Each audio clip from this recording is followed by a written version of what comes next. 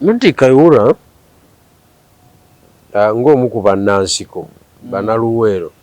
Munnaluweero? Munnaluweero sebo. Y'omu ku bakomanda baakuba emmundu. Myaka gye sebo weruweero. Kakati ekyamazima kiri nti Kayihura yaleka abalabe bangi. Yakuleetinga abalabe bangi bwe yabeera Egipi. Kati ate n'akuleetinga n'emikwano mingi olw'obunene bwa ofiisi gye yalimu. Kati bw'afuna ebizibu abalabe be ne bajaganya. Be yakuleetinga. Bwe bajaganya naga akasajja tukakoze eki tukamaze. Jjukira yali akubye security agencies zonna ezisinga ng'azitadde ku ttaka, poliisi nga yeeriwo. Ebyo byonna yateekawo crime intelligence ng'ate ng'ekola intelligence ku ki? Waliwo CID. CID si ya poliisi nayo? Ya poliisi. Amagye galina CMI, ekitongole kya ISO. Okiwulidde? Bonna byonna ebyo bya intelligence.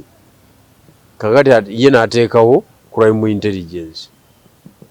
Crime intelligence eyawukana ne zino zonna z'oyogeddeko? Andi kakati yo ya poliisi naye eganoonyereza mu ngeri endala amawulire. Eganoonyereza mu ngeri endala. Kakati ne bakola ki? Bamuyingiza amabuusu, abalabe be ne bajaganya nti tumumaze. Era mu butuufu baamufulumya. Kakati ye bwe yamala ebyo byonna nga bibaddewo, bamunafuyiza, wuuyo Makindye, wuuyo wa, yakola ekintu kiri kimu, kwe kusirika n'abiima amazzi. Kyali kirungi. Strategically. Rebranding nkulu nnyo. Yakola gwa kusirika, bw'asirika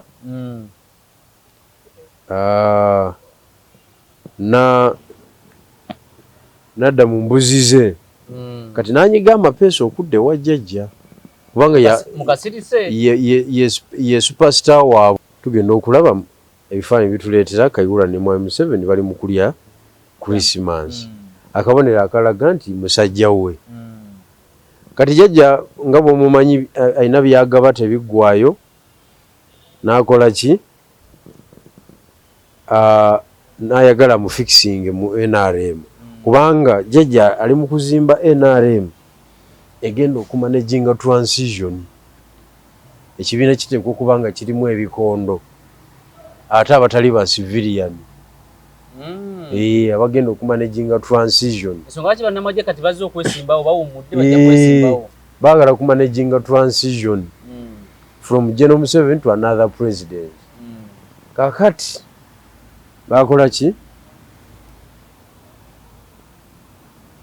Abalabe ba Kayihura bawulira amawulire nti anyiza amapeesa akomawo mu kintu.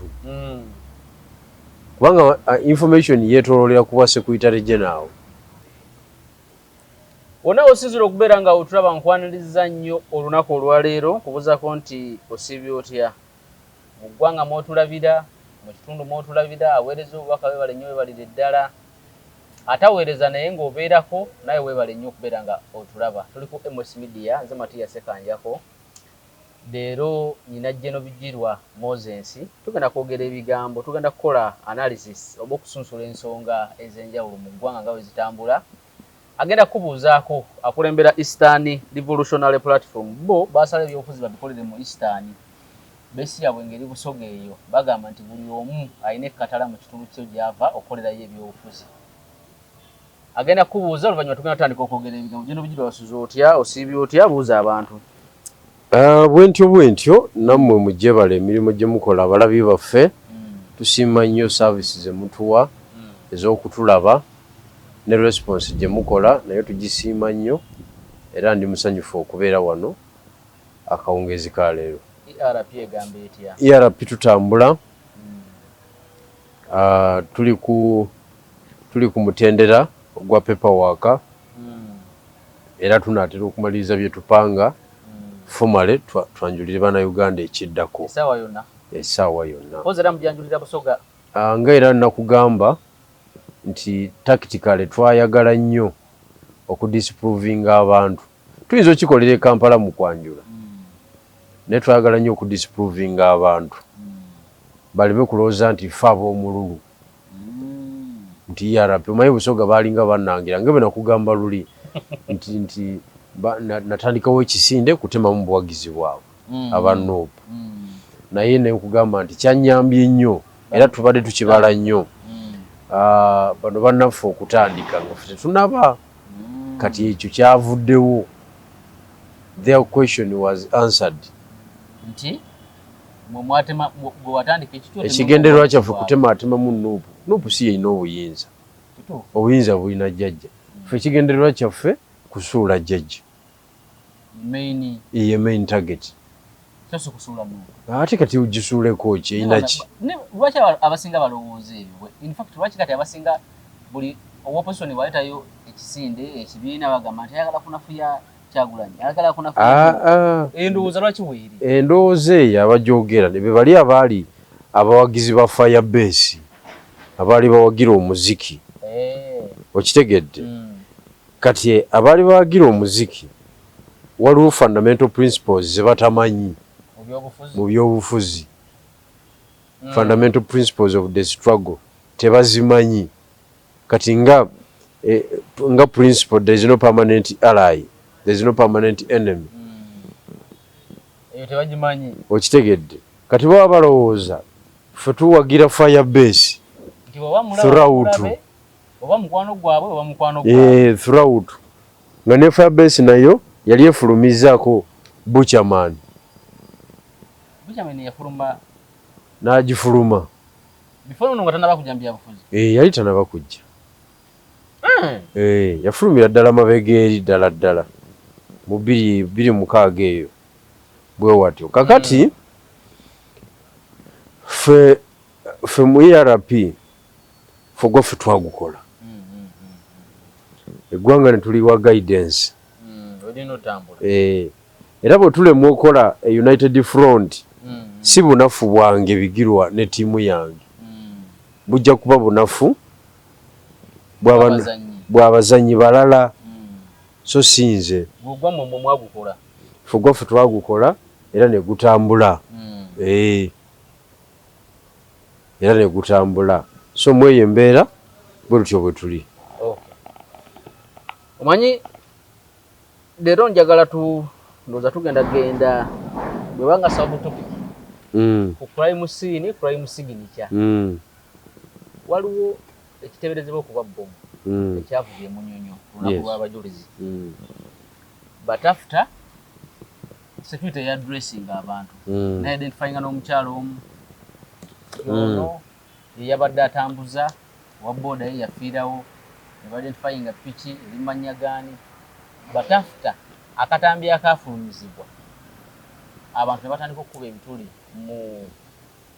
mu nnyinnyonnyola ya security kati ebituli ebisooka nga biri ku abaali ku piki nga basemberedde taxi singa akatambi ako bakalabyeko nakalabye taxi wagirabye eri yabadde piki ng'etuuse bwete yagala kuweta naye bwe kyakubye taxi yo tenako kiweye teyafunyeeko kyonna kati amukaga nti bo mu kika kyesobola okukuba bano ababiri bokka neerekawo wali kati nga security egamba nti bano abateebereza okuba abaseddekezi adde batambuza bomu yakoze killed in action yabatidde mu kikolwa nti security eyase UPDF kati abamu nga babuuza nti amasasi ge gakubye bano oba bomu ku byonna kiki ekyasoose nti osobola okuidentifyinga otya omuntu amangu ago nti bano balina bomu kituufu ba waliwo piki ezadde zitambula ezasoose n'omusajja waliwo omusajja yali mu katambi ako adde nga ayambadde kiringa kikookolo n'agenda mu maaso naye nze bwe njagala lwaki security esobola okufulumya information bweti naddala ng'eri ku national security abantu ba bulijjo ne bakola analysis waabwe ne bakuba ebituli mu findings za security ekirala identification okwidentifyinga ba suspect kyaliwo ne ku bomu eyali nene yakuba ku Parliamentary Avenue neyakuba ku CPS ojjukira enanga obudo nga mugozi wa police yakuba sawa nga 6:05 awo 8 nga press conference erumye n'amanyi era basinga okuteeka task ku security yali namboze nti mwategedde muti amanya g'omuntu yafidde mu bomu yamusanyizaawo nga ne ID emugina n'ebirala kitandika kitya nga abantu babulijjo bakuba ebituli mu kunoonyereza kwa security ku nsonga ng'eno ey'amaanyi kati ya bomu.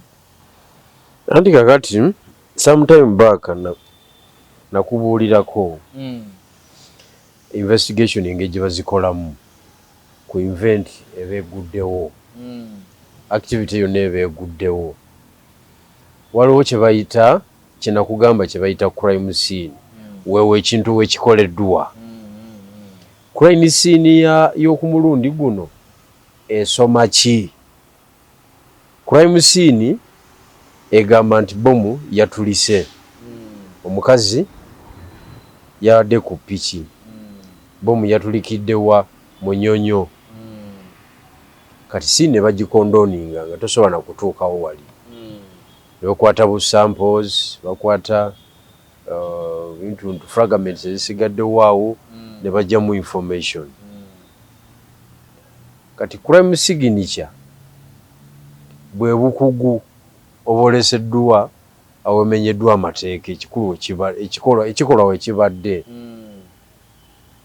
oba babadde batujju bakozeseza bukugu ki crime signature tebera ku ba detective bokka crime signature yabano abamenyi b'amateeka basiba omusango yes batendeke kika ki balesewo obujulizi ki ekigendererwa kyabwe ani abali emabega ebyo byonna bibeeramu kati bw'otunuulira akatambi n'akalabyenzi n'engeri gye kaabalusemu ekisooka oli bw'aga nti eyabadde bomu aba mujega yaba musiru awedde emirimu ebya bomu aba tabimanyi ekyokubiri security agency bwe zigamba nti ffe twamukubye nabo baba bajega ekyo kyennyini kye kibakubisaamu ebituli ekyo kyennyini kye kibakubisaamu ebituli kubanga nze bwe mba ntunulira akatambi kali nga bwe nakalabye owa booda yatute musaabaze ordinarily omusaabaze yadde amanyi byasitudde mu ijaabu ye kuyadde mu ijaabu kali wala naye mulaba nga omukyala kati nze kyendowooza omukyala oyo yabadde agenda ku executing a mission somewhere awali abantu abangi afuna booda emutwaleko wakati wano mu kutuula ku booda wabaddewo friction either bino ebijakiti by'ababooda ebikola ki bepangako ebingi waliwo ebiwaya ebyagasse eyo si yabadde time ya explosion kubanga tewabadde impact ng'ogyeko bo ababiri tewabadde impact ndala kati omuntu omutuufu ye oyo yalina okugamba nti ono yadde musaabaze ng'ono amutwalako obutwazi ordinarily naye bomu ono byabadde atwala ne bitulika nga tanatuuka waayagala bikola ki bitulisiza kyekyo ekyabaddewo toyinza nakusukkawo awo tebakulimba tewabaawo amagye alimba ggwanga mubadde babalondoola kamera ez'abakutte ezituleetera akatambi ako ze zino eza bulijjo zi CCTV ez'okumakubo yes kubanga ng'ekyo kyangu nnyo okola ki okulaba piki engeri gyabadde ekola ki era gye zitali tebatuleeterayo gye yavudde kasita baatuuse mu kamera area yo nebanga etulikodingira akantu ako okukalaba kakati badde bamulondoola wa ate baga nti waliwo abo abatemezzaako bo ne batandika okulonda tekiriyo tebakulimba sooka otunuulire ku crime scene ab'ebyokwerinda bamaze ebbanga ki nga tebanatuukawo kabomu kaabaluse abantu ne bakuŋŋaana okulaba kyokyo ki ekibaddewo. Abamu abatitiize nnyo badduse, abantu ne basembera okulaba. Bagenze okulaba abantu 2 bafudde. Obunyama busambuse eri. Ne babeerawo awo for some good minutes. For some good years. Nga tenatuuka kakati bamukubiddewa. Bamukubye ate ne basooka babwaka. So ab'ebyokwerinda bamanyi nnyo okujampinga okubuukira ekiba kibaddewo. Naddala nga kibadde kirungi bakibuukira ne befuula abakikoze. Naye security yawo tebalina nnyo obusobozi butrackinga omuntu ali serious ku level y'obutujju. Katabaga babuza nti poliisi eno nga kati yekola okunoonyereza lwaki magye gegavayo gegawa updates ku nsonga eno. Omwogezi w'amagye Chris Magezi. Anti kakati kino obunafu wekiraga. Of course omanyi ebintu bya poliisi n'amagye ennaku zino. Banamagye olugira bwe bati ne bakyama ku poliisi ne bakuba empi. Era babadde ne wali ewakisolera. Ne bakuba empi ne basamba ne bakola effujjo lyonna. So waliwo beef wakati w'amagye ne poliisi. Kati poliisi eno ya bya Kagaba. Bya Rugaba. Ebyayo birala. Enkola yaayo. Ebyayo birala. Si eri yakayura. Si yakayura. Kayura nga takkiriza magye kukola ki? Kuyingira mu nsonga nga za poliisi. Mumaleko emirimu. Ye wammere emirimu. Kati yakola ki? Mumaleko emirimu nga takkiriza. Kati bano ono ye. Kakati ono ebyo birala naye kimanyi bagenda kyusamu wakati awo. Kubanga okulumba poliisi kususse. Balumbe yawano. Okulumba poliisi ne bakuba empi kususse. Okiwulidde. So tibabaawo atulimba mbu bakoze nnyo okutaakiriza bomu eyo okutulika. Tebalina wadde akakodyo wadde amagezi wadde okuwulira wadde information wadde intelligence gye bafunye ku nsonga eyo. Katonda yaziiza bibye. Tenkubuulidde. Kati okwetala nga kubeera kungi. Kuba kati ne Namugongo yennyini olaba ab'ebyokwerinda nga be basinga kumpi obungi. Mu buli paati nga we bali batuddewo bayimiriddewo abali mu leeya abali mu uniform. Kati ku line eyo yennyini Jeno Bijirwa. Olinga gamba nti intelligence ya wano obundi obusinga yakitinga ensonga emaze kugwawo. Teziyiza. Kizibu nnyo okuziyiza.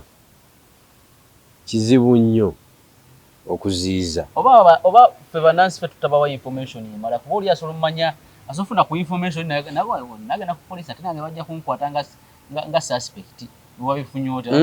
Uganda Katonda yagikuuma. Tebakulimba nti waliwo security ey'amaanyi ennyo abakulu gye bataddewo. Katonda yakukuuma. Nze nkubuulira.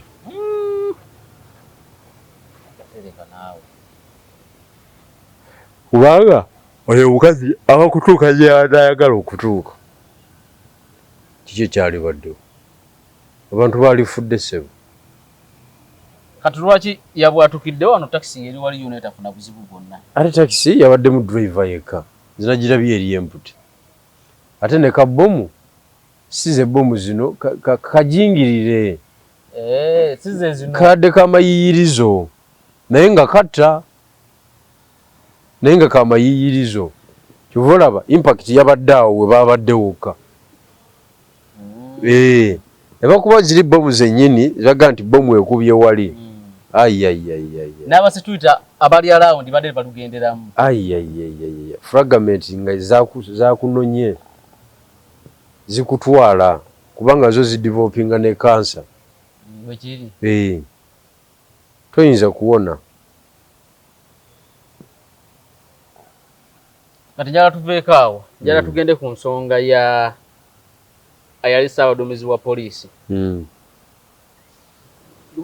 Kakyanga lwanga lwa mmindi yakomyewoko mu mawulire mpola okugezaako okwewozaako ku nsonga ez'enjawulo. Oluvannyuma lw'okukwata musajja bamwita Nixon yali mu poliisi nga bamulinkingako kuta kwa Joan Kagezi.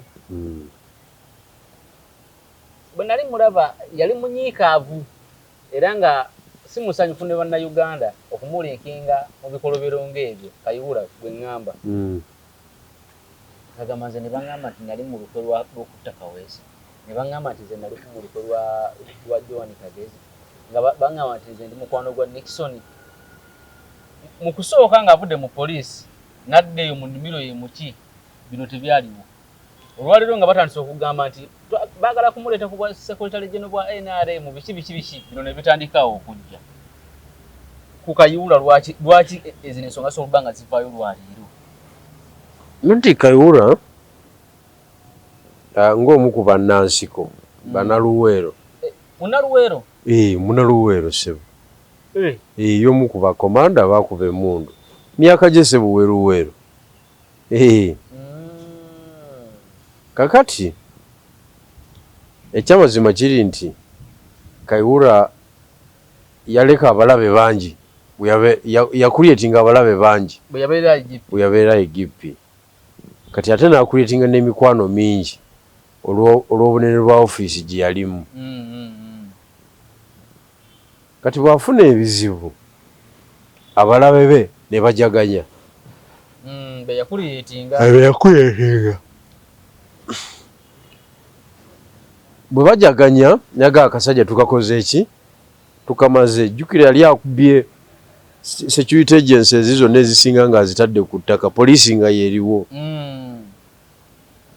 Ebyo byonna yateekawo crime intelligence ng'ate ng'ekola intelligence ku ki, waliwo CID si ya poliisi nayo. Ya poliisi, amagye galina CMI, ekitongole kya ISO, okiwulidde. Bonna byonna ebyo bya intelligence. Kakati ye n'ateekawo crime intelligence. Crime intelligence eyawukana ne zino zonna z'oyogeddeko. Andi kakati yo ya poliisi naye eganoonyereza mu ngeri endala amawulire. Eganoonyereza mu ngeri endala. Kakati ne bakola ki? Bamuyingiza amabuusu, abalabe be ne bajaganya nti tumumaze. Era mu butuufu baamufulumya. Kakati ye bwe yamala ebyo byonna nga bibaddewo, bamunafuyiza, wuuyo Makindye, wuuyo wa, yakola ekintu kiri kimu, kwe kusirika n'abiima amazzi. Kyali kirungi. Strategically rebranding nkulu nnyo. Yakola gwa kusirika, bw'asirika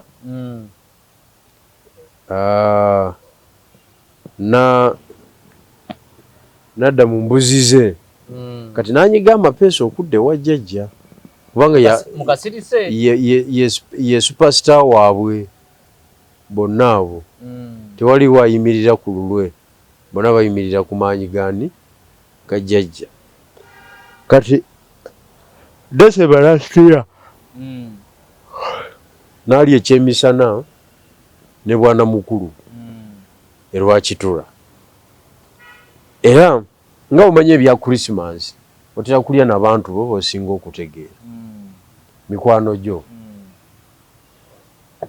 Tugenda okulaba ebifaananyi bituleetera Kayihura ne Mwami Museveni bali mu kulya Christmas.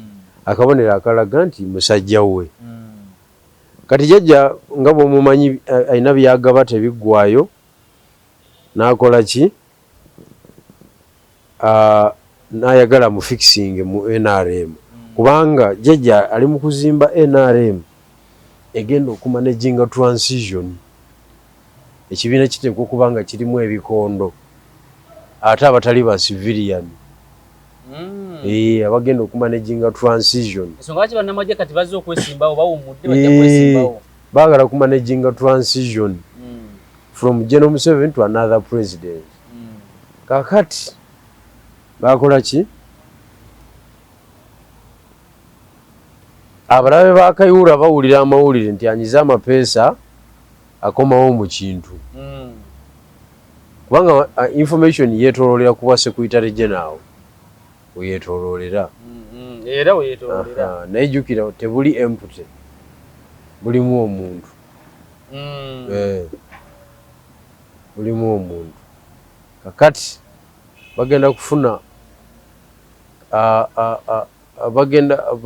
abalabe be ne bagaa katumunyiga amapeesa aleme kutwala kifo ekyo naye interest za jjajja zimuli kati mu bantu abanaasobola okumanaginga transition. Olaba transition yali e Zimbabwe eyafulumya Mwami Mugabe yaliraikira okwapeninga wano naye okukolebwa bwetyo eteekwa okuba nga eri managed by strong men and women revolutionary. So mwekyo ekintu ne tuba nga Kayihura ateekwa buteekwa kulwana kati obutaddamu kukkiriza mbeera ya character assassination okwimaginga okweyongera okumukyawa abantu. Kati ensonga lwaki ne bino bivaayo essaawa zino waliwo abamukuba indirect butungi nnyo tebayinza butamukuba kati bw'ayingira NRM direct natandikjukira is a retired general bw'ayingira NRM nga ye secretary general muganda wange ebintu biba bitabuse. So oba tokyangamba Kayihura kati okuwona bino byonna byalimu kyalina okukola.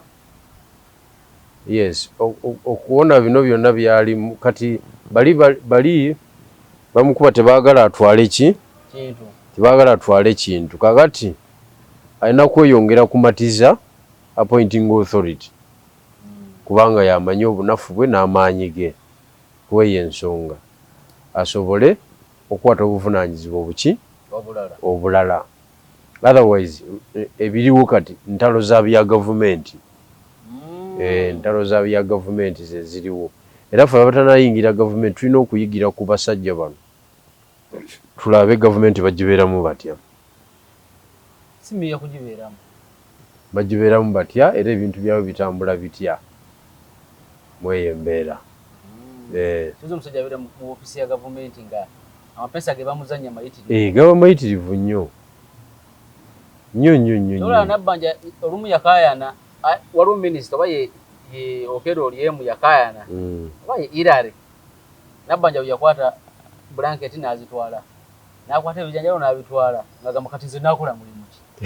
Sasa minisita banga ali mukole minisita wa guno minisita wa disaster and preparedness kituufu kubanga ne prime minister naye agenda okulaba talabawo mirimu nagaka ngende na guno oguliwo ate guli mu kamera ate nagwo gwina line minister kati ye Nabbanja kye yakola yali badde akubira minister n'abeerawo bonna ne bagaba bonna yagenda yekka teyamubuulira nako from minister's office kyokka oli minister wa disaster and preparedness abeera under prime minister's office.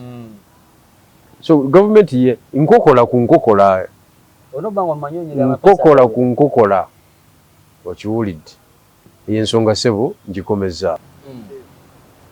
Kakati Jeno Bijulwa njatugende ku nsonga y'ebibiina by'obufuzi nuupu leba je empapula ndowooza bamaliriza obaggulo NRM bakola kyekimu ndowooza DP naye genda tandika omulimu ogwo oluvannyuma lwaka bamutabamiruka PFF ye ndowooza erinda certificate bwe kiggwa nadde Dr. Sima Mwanga nti kasita bakimaliriza kiri naye batandika okujja empapula zaabwe.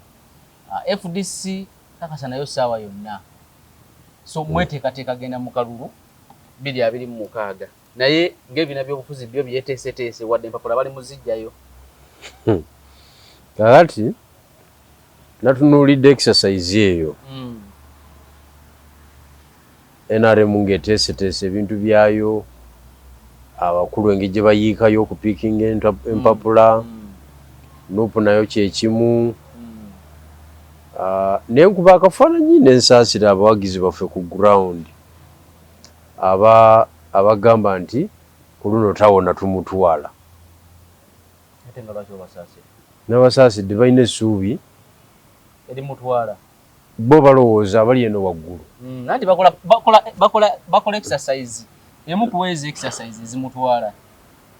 Abantu baffe abawansi balowooza abakulembeze b'oludda oluvuganya abali eno waggulu bali ku byakutwala jjajja kasitolabanga preparations eziriwo za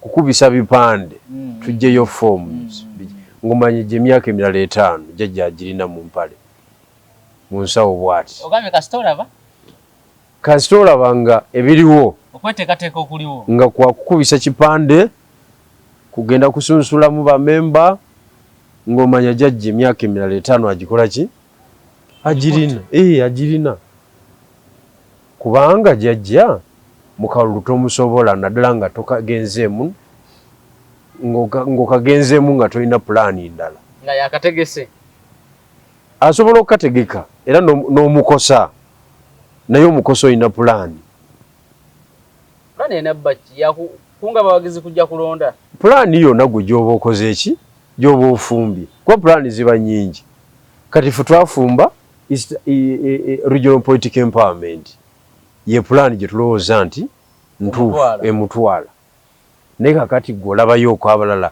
abaproposingayo oko akantuntu protest vote nayo weerimu eniyo eyo twagidisqualifyinga tekola tekola terina makulu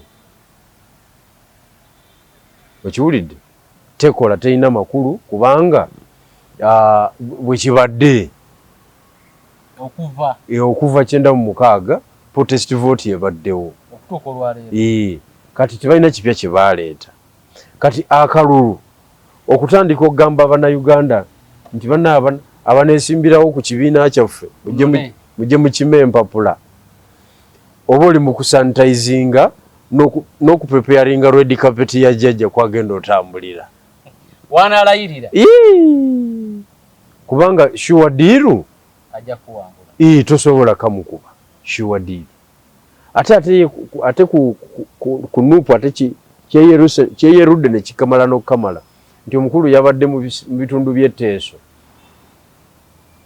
ebirabo byeyatutteyo ne babimuddiza ab'etteeso ekitegeeza mu kalulu toliimu mu ekyo ekitundu bakukubye bukyali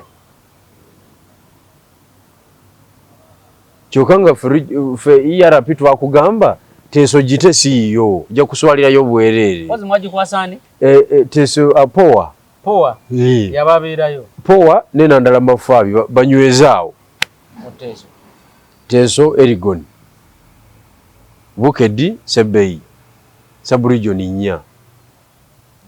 4 munywezaawo so preparation zino zo zooleka lwatu nti President Museveni ekisanja kino ekijja agenda kibawangulako sure deal mumusolo ofunayo baka bwa parliament era kati abantu bwe banoonya era bwotunuulira nze nange bwe noonya kuba sigenda kwesimba kuba president nze noonya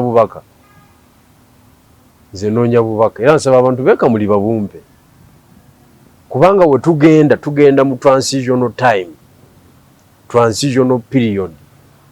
period yeetaaga abantu abagumu abasobola okwesigamizibwako ne bakwata ensonga mu ngeri y'ekisajja kikulu obutasuula ggwanga kubanga mu kaseera enseeso olugenda mu ntata ebutereevu mwena ne mufumuka emisinde ne batasigala n'ogu n'omu kakati olw'okuba tugenda mu transition parliament eddako egenda ku managinga transition from General Museveni kubanga ndiko nkoshiwa kino kye kisanja kye kisembayo okusinzira ku mbeera kino kye kisanja kye kisembayo kiba kitegeeza ki nti abantu kati bali mu kunoonya bwemupi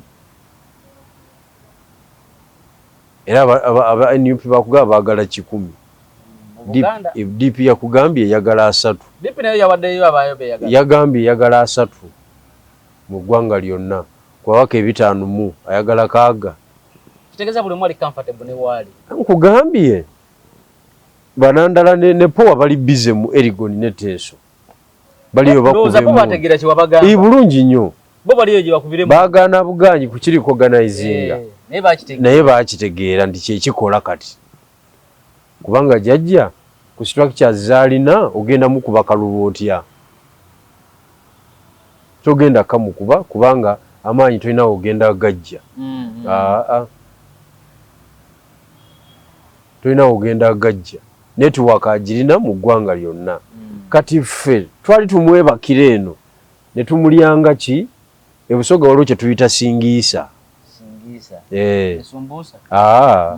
singiisa bwe buwuka obuli omuti ne gugwa babuyita batya mu Luganda obuwuka obwo nga buli omuti ne gugwa munyeera sirowooza nti bumunyeera si nkuyege buguyingira ne bamu ebitulituli bwe guti butini nnyo bwe buti obulinga kawuukuumi babuyita batya oba toliwaawo wano naawe bulinga kawuukuumi okitegeera so preparation eziriwo zonna ziwa jjajja kintu era nze nsaba bannaaye abantu beekamuli munkwatirwa ekisa sisigala ku mulundi guno kituufu mu bantu abanamanaginga transition mbeeremu ozi wagamba omuntu yenna kukiriwo kati asobola okukwata obuyinza bwa Uganda mu mbeera singa mu maaso awo bano abali ku opposition envaako ya jjajja egenda kuditamininga ekisooka egenda kuditamininga addako envaako yeditamininga addako era addirako mu sitayiro ki sitayiro gyaviiriddeko yegenda okusalawo addako wa demokrasi oba yetetenkanyiza bwetetenkanya kusobola okuddako wa demokrasi anti nga bibyadde bya bululu asobola okuvaako mu nsonga mu mbeera ey'akalulu asobola okuvaako n'agamba ebintu byange byonna mbirese ono nga bw'omulaba bw'ayagala muhoozi n'ogenda ne muhoozi n'akakubba n'aba nga kiwedde Bannayuganda balonze pulezidenti omulala oli nadde lwakitula naye nga yaliko era nga yaliko kati Uganda nga bweri kankubuulire olayika totambula Uganda General Museveni network gyazimbye mu Uganda agenda kuvaako ne bu Museveni obuto bukule nabwo bujje bufuge bwe eno system eriwo bwetayiika haya ne bu Museveni obuto bujje nabwo bufuge ekyo nkubuulira.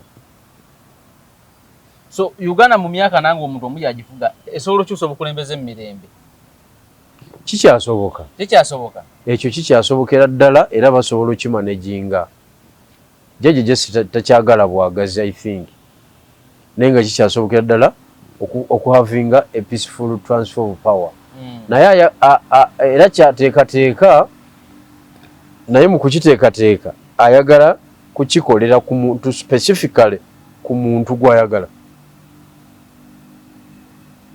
so si ye so si Bannayuganda gwe bakoze ki gwe basazeewo ayagala kikolera ku ye gw'ayagala and kiyinza okuhappeninga ne having a peaceful transfer of power neva mu jjajja ne ebeera peaceful wawo and peaceful kitegeeza nga tewabadde kuyiwa musaayi oba bibadde byamankyolo naye nga omusaayi tegubaddewo yabeera peaceful transfer okitegedde ebeera peaceful transfer so ongamba nti ebibiina by'obufuzi byo buli omu ali mu kunoonya afunayo ababaka bameka kati ebyo bimeruse kati Buganda egenda kubaamu ebibiina ebi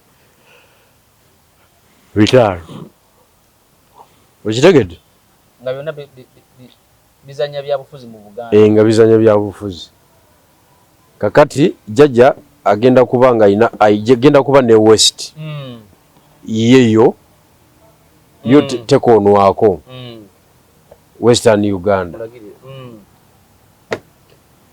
agenda kujja mu Buganda alwaniremu ayagalamu 30%. Muzeyi ajja kukuba 70 mu North, ajja kukuba 60 mu Far East. akukube 50 point something over 60 wano mu Busoga abenga akumaze bikigenda okubeera tekiriko wadde okubuuza neba nabyafuzi ba opposition kikirwa kitemutula wamu mwenna ebigenda ku nsonga ezigenda maaso mu ebigendererwa byanjawulo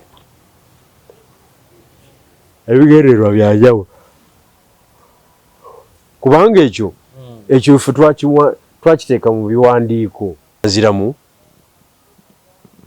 kyoga content gwe nawandiika takola makulu tiwaliwo yanziramu so nenkizuula nga ebigendererwa byaki byanjawulo mulimu abantu abanyumirwa okufuga oludda oluvuganya nga yaba comfortable n'okulufuga era nga bakubaganira mu ebyo mulimu abanyumirwa okufuga ebibiina nga ye president w'ekibiina bwekiti batuuka ku mukolo be batuula mu maaso kati ekyo nga kimufuula comfortable batwaki wakwata omuzina ate apuliikinga okujjako Museveni nti ffe eimu yaffe yakujjako ono anti okwogera kwangu naye ebikolwa kiggwe byokola ebijjako oli tebiriiwo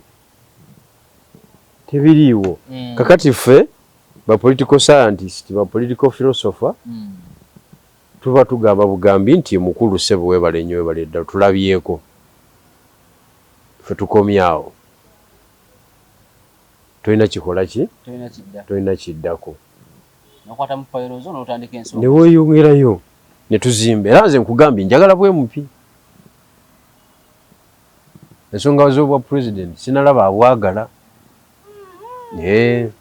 lwaki oyogera bwotyo tonalaba abwagala sinalaba abwagala tuli ku kamera tonalaba abwagala kibulamu katono kubanga ayagala obwa president omulabira ku byakola mapeesa kigonyiga kati ayagala obwemupi yenze constituency togivaamu nakati nekati obutereevu okiwulidde bantu bali mu yidi biki naye nno babeeramu njagala bwemupi ngenda ku mulambo nenziika nempayo omutwalo gwange nenfuuwa ebigambo ate kati ebyobufuzi mwabyonoona mupita alina kubeera mu ebyo ate kati ye trendi eriwo olwo gwe weefuula azanya ebirongoofu weefuula kasakyo wa ayayayaya kikumi kyennyini nga bw'ogambye mu bufuzi President Museveni akyali comfortable mu nsonga ze ez'okutwala Uganda mu maaso no tanafuna challenge bwe buzibu twali tumukutte bulungi nnyo mu strategy yamu twali tumukutte bulungi nnyo nga tuleese candidate gw'ataabala from the ghetto kati ate ye n'agamba bano sijja baleka kambalabuukirire najja n'atukubira mu nnyumba yaffe mwennyini yali teyamubala tebakulimba era bano abagamba mbu NRM Kayihura ye yaleeta Kyagulanyi tebiriiyo Kyagulanyi yaimaginga bibye kuba nze Kyaddondo naliyo Kayihura si ye yamuleeta tekiriiyo nga amuleeta atya agatteko ki ye yabalabuukirira atya anti kati yagenda okulaba nga vibe gye tuzimbye ng'esobola omuleetera ebizibu naga kansi twamukuba by-election nga 6 na ne stop naga kiki kino kati ezaali ziddako n'azisazaamu yaziyimiriza twali tulina ey'Ekasanda ey'Ebugweri ey'Ekasanda teyali yaani Kasanda waliyo district empya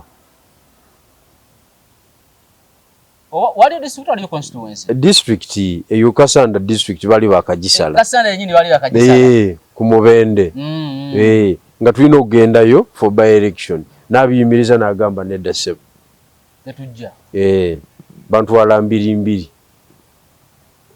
kakati najja n'atuwamba mu nnyumba yaffe mwennyini n'atufulumya nakuba muti yagasi ne tuvaamu ng'amaaso gamyuse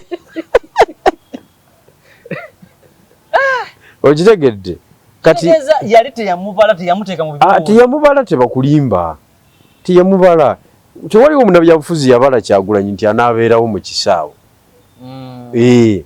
Kubanga bwe tuva e Kyaddondo nze ebintu Kyagulanyi twajja tumupanga bupanzi n'okumuwaliriza okukkiriza bye tupanze nga naye talina ready.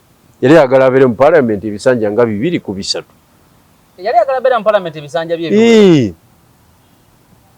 Kati ffe ne tumuvugisa ne tumuvuga supiidi. Ne mumugamba osobola okubeera president. Gava mu ebyo naawe Parliament. Ate naye ne kituyamba nti emyaka 3 giyaliyo n'alaba nga teri kitambula ky'amaanyi. Kuba olwedde yagendayo nga ye road. Ayina emmoroka zirimu akawumbi. Ayina amaka ge gayimiridde. Ayina busaabala. Ensi agitambudde. So yagenda ali complete. Okay? Kati nga biri ebirya ababaka ba Parliament wali ne bibamira nga ite bisobola mumira. Kubanga ababaka ba Parliament balwanira flight ezo, balwanira traveling abroad kuba birimu pa DM. Ono yali yabimalayo ebyo nga si nsonga. So mwali mufunye omuntu omutuufu. A complete presidential candidate. Kati jjajja najje namutusikako bw'ati. Ambasika kati. Amwetwalira. Era kati yamulina. Yamulina kati? Yamulina mu ngalo 5. Mu ngalo 5. Era ku Monday nja ku explaining ekisinga kaawo ku ekyo sebo. Kiriza tukome wano. Kale, tukome wano.